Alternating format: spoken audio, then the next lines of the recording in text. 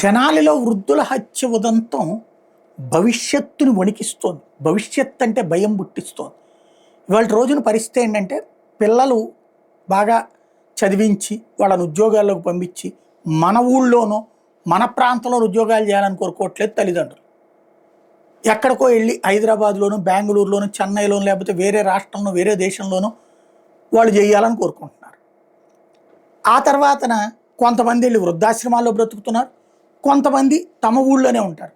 ఈ పిల్లలు ఆ పక్కన ఉన్న వాళ్ళకి ఆంటీ కొంచెం మమ్మల్ని చూస్తుండండి, వయసు పెద్దది కదా, ఇట్లాంటివి చెప్తుంటారు, బంధువులకి అది చెప్తుంటారు.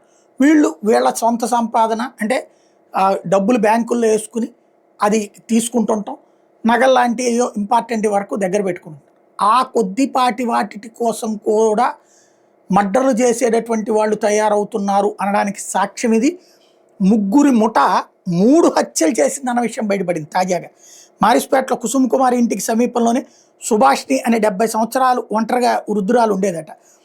ఆమెకి పిల్లలు ఇతర ప్రాంతాల్లో స్థిరపడితే ఆమె ఈ సుభాష్ని దగ్గర ఉన్న బంగారు నగల మీద కన్నేసినటువంటి ఒక మహిళ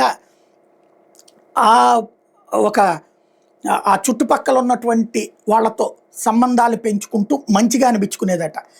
గోపీకృష్ణ అనేటటువంటి ఆటో డ్రైవర్ ద్వారా ఆ ఇంట్లోకి మనిషిని పంపించి మర్డర్ చేయించి 6 గంటలకు గోడ దూకి ఇంట్లో ప్రవేశించి సుభాష్ని గొంతు నులిమి హత్య చేసి బంగారు ఆభరణాలతో బోరిపోయి కొన్ని గంటల తర్వాత ఆ అమ్మాయి ఎవరైతే ఈ చనిపోయినటువంటి ఆవిడ కూతురు ఈమెకి ఫోన్ చేసి, ఓసారి ఆంటీ మా అమ్మ ఫోన్ ఎత్తట్లేదు చూడంటే, పక్కన చుట్టుపక్కల ఒకళ్ళిద్దరు ఫ్రెండ్స్తో కలిసి అక్కడికి వెళ్ళినట్టు నటించి అయ్యయ్యో మీ అమ్మ చచ్చిపోయింది అని చెప్పేస్తే చివరికి అంత్యక్రియలు చేశారు.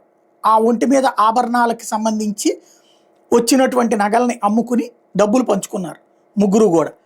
తర్వాత వీళ్ళకి ఒకటి అర్థమైపోయింది, ఇట్లాంటి వృద్ధులు చాలామంది తెనాల్లో ఉంటున్నారని. వీళ్ళిక తొలి హత్య విషయం బయటికి రాకపోవడంతో ఒంటరిగా ఉన్న వృద్ధుల గురించి రెక్కి నిర్వహించి 60 ఏళ్ల వృద్ధురాలు ఇంటికి వెళ్ళి పరిశీలించారట. అయితే వాళ్ళ బంధువులు చుట్టూ సీసీ కెమెరాలు పెట్టేటప్పటికి ఆగిపోయారు.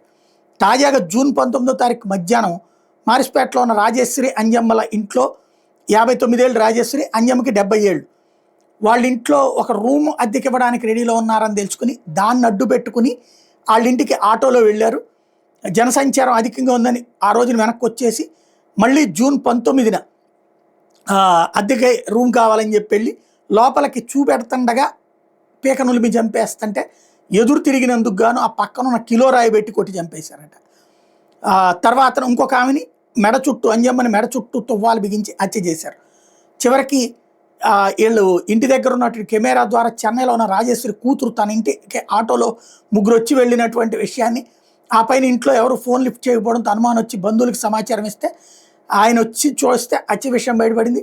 సీసీ కెమెరాల ఆధారంగానే బయటపడింది. ఇప్పుడు దీంట్లో రాజేశ్వరి మేడలో ఉన్న బంగారపు గొలుసు తాకట్టు పెట్టి 1,00,000 తీసుకున్నారట. అంజమ్మ చేతి గాజులు తీసుకెళ్ళి అవి గిల్టు అని తెలిసి పారేశారట. అవి కూడా రికవరీ చేసి ఇప్పుడు నిందితులు పట్టుకున్నటువంటి విషయం బయటపడింది. ఇందులో ఎవరయ్యా అంటే తెనాల్లోని మారిస్పేటకు చెందిన కుసుమ కుమారి ప్రైవేట్ బీమా ఏజెంట్ అట. గోపీకృష్ణ కూలి, ఆటో డ్రైవర్ ఒక అతను 17 ఏళ్ల వయసు. వీళ్ళ ముగ్గురు కలిసి ఈ హత్యలకు పాల్పడ్డారన్నటువంటి విషయం తేలింది. అంటే ఇక వృద్ధుల భద్రతకి, ఒంటరి వాళ్ళ భద్రతకి ఒక ముప్పు కలిగించే పరిణామం అన్నమాట.